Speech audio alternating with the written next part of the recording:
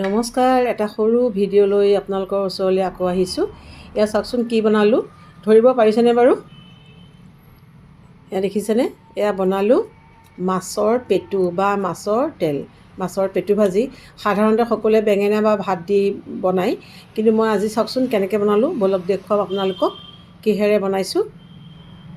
এটা কেৰাহীত অকণমান দেখিছেনে তেল লৈছোঁ, বেছি তেল লোৱা নাই, মই মিঠাতেল লৈছোঁ। তাতে এটা পিঁয়াজ সৰুকৈ কাটি থৈছিলোঁ আৰু সেইখিনি দি দিছোঁ ইয়াতে। তাৰপিছত দিছোঁ দুটা জলকীয়া ফালি, কেঁচা জলকীয়া। তাৰপিছত ধুনীয়াকৈ ভাজিম, তাতে মাছৰ তেলখিনি দি দিম।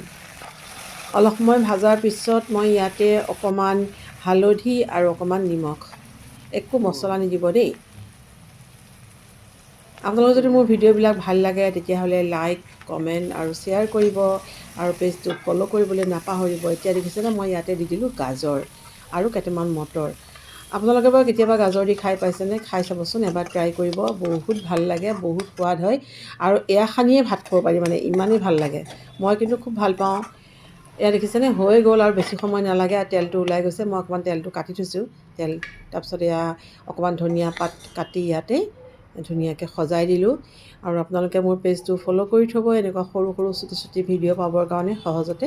দেখিছেনে হৈ গ'ল মাছৰ তেলৰ ভাজি।